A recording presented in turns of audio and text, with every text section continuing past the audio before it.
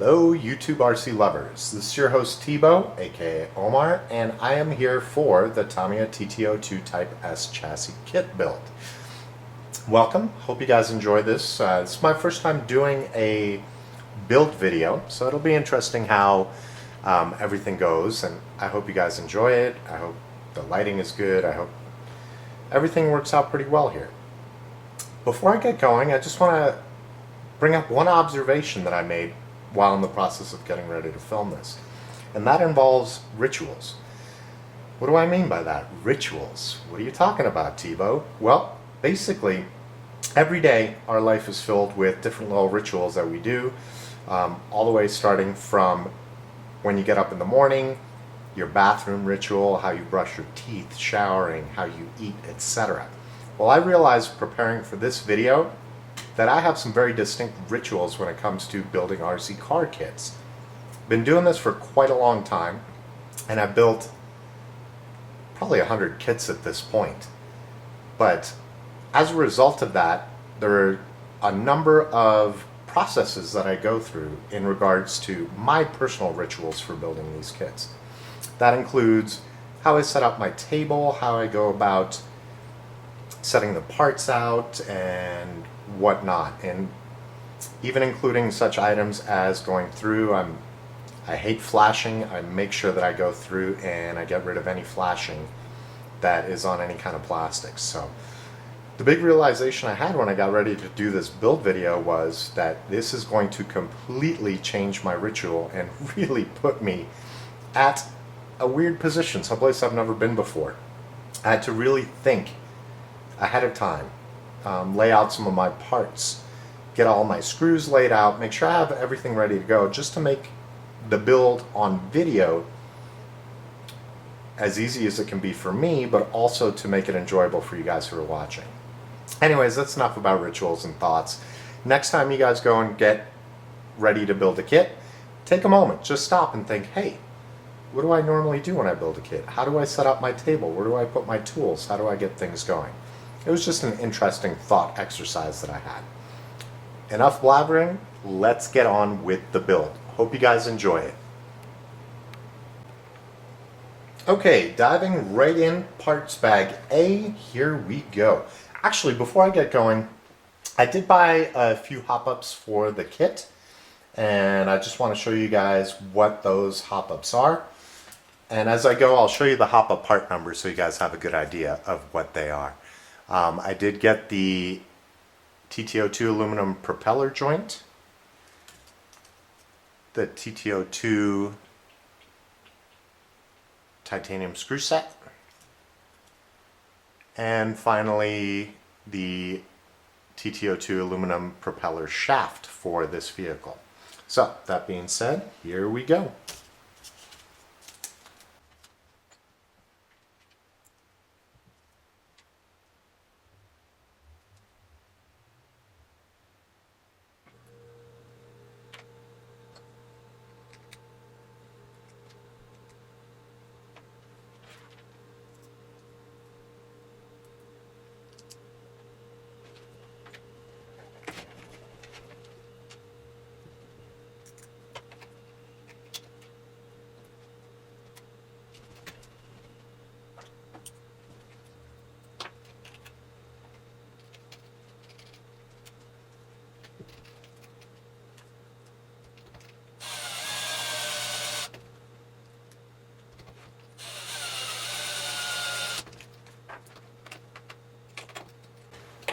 I always make sure when I am using my cordless screwdriver that I don't go all the way in. I do have the clutch set at a pretty decent level, about 3.5 or 4, I guess, that's a 4, on this unit. And it just will go almost until it's in, and then I will hand tighten everything to make sure that I don't strip out the plastic. I want to make a quick point about grease. I always have tons. I have a container full of all the different types of greases that I use. But one of the key things, and especially if you're a new kit builder, when you go to apply grease to units, is just to make sure you just need a light covering. Basically what I'll do is I'll just squeeze out a little bit and just give it a little light covering. You don't need too much, just enough to coat the parts to provide some lubrication. Anything extra on top of that is pretty much just going to get flung as soon as the drivetrain starts spinning. So again, if you're a first-time kit builder and you're applying grease, just a nice light little coating to cover the parts is really all you need. Anything else is just kind of wasteful. And it's always a good idea to have a nice little grouping of greases available to you as need be. So again, just a light little coating, just something to basically get on there. Anything else will, like I said, be flung as soon as you squeeze that trigger once you have your kit built. And I always keep a little paper towel. That's where I place my greases on. That way any parts I can pull in there. Eventually you'll end up with something that looks like this that'll have every kind of grease that you could imagine. And the funny part is I have 2 more of these, including all the different types of greases. So just a quick little tip, not too much grease, just a light coating as the items sit in. Alright, now that we have our driveline in the chassis, it's time to build the 2 diff units. As part of the instructions on this car, one of the things that Tamiya has you do is just put some of their ceramic grease inside the diffs. I like a little different feel on my diffs, a little bit stiffer on the diffs, and one of the things that I use for that is Tamiya's anti-wear grease. This stuff is really thick and a lot goes a long way. So when I build these diffs on these kind of TT-01, TT-02 type cars, what I like to do is just use this stuff. It gives it a little bit better diff action without having to fill it up with oils and whatnot. Because this is a basher and I'm not racing, I'm not too worried about how the diffs perform, but from past experience, these guys do a pretty good job with the anti-wear grease of giving it a good diff action. Now, if I were racing, there'd be a couple things that I'd be doing differently. I would be putting different weight diff oils in the diffs to take care of the diff action for me. But since I'm not in this, just a fun car, I'm going to go through and I'm going to apply some of the anti-wear grease. So here we go for the diffs.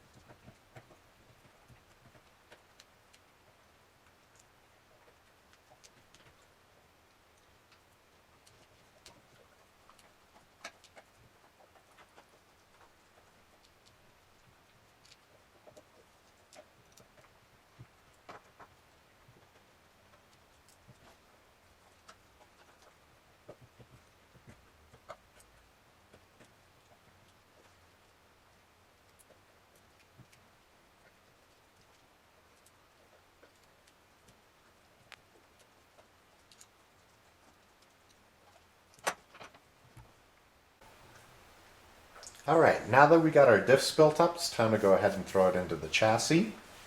We'll just start with the front diff. By the way, if you haven't noticed, the TT-02 Type S kit is going to come with ball bearings. So that's a nice little added feature that you don't have to necessarily worry about.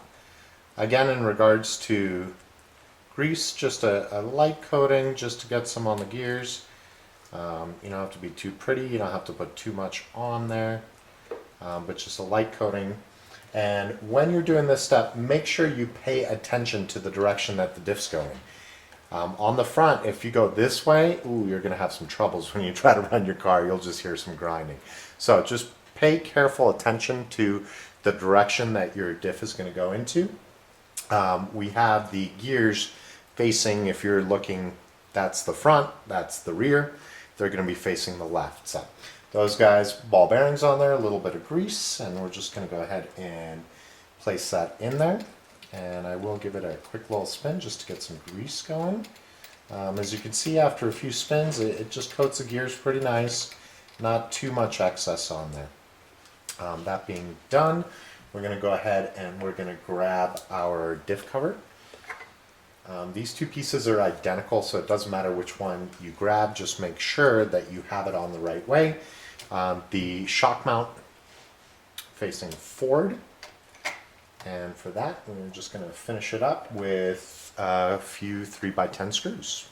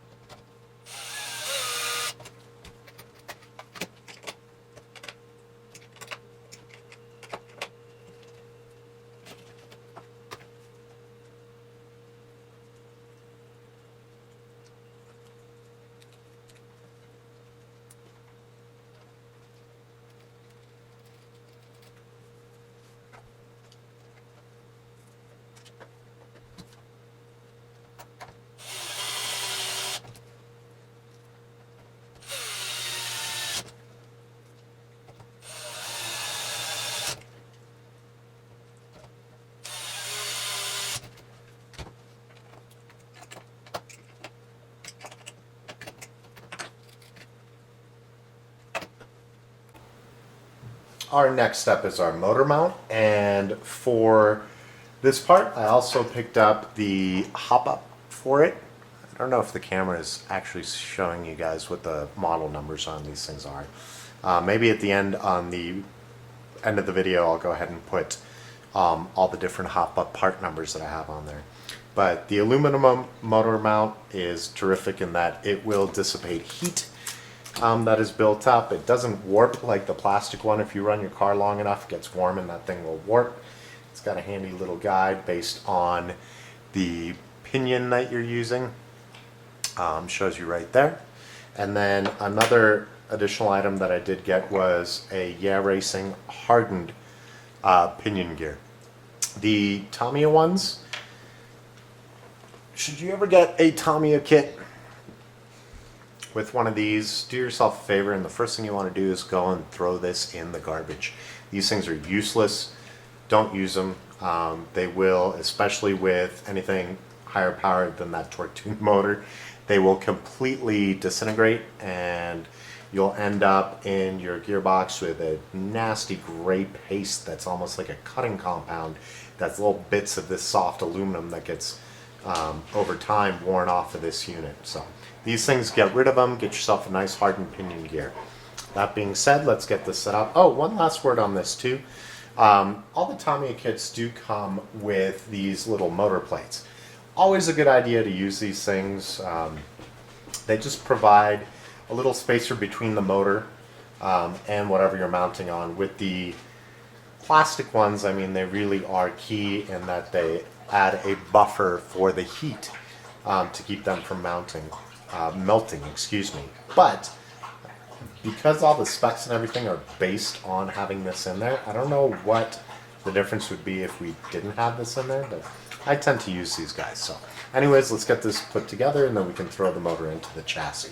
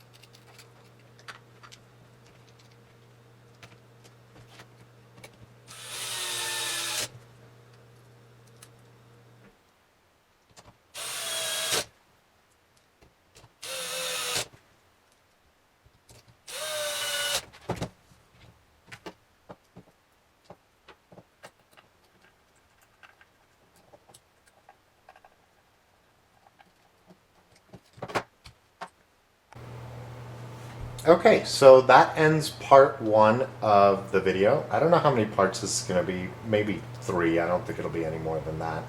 There's really, to these guys, there's not much when it comes to the builds. But at this point, we have a pretty nice looking chassis.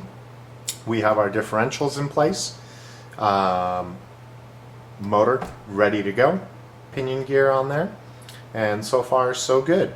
One thing I did off camera, which I forgot, are just the battery strap posts. I forgot these two. They're on the very last step.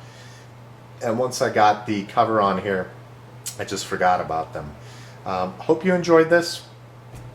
Please comment. This is my very first build. Tell me what you guys think and how it's going. Hopefully you're enjoying this too. I should have part 2 coming up pretty soon.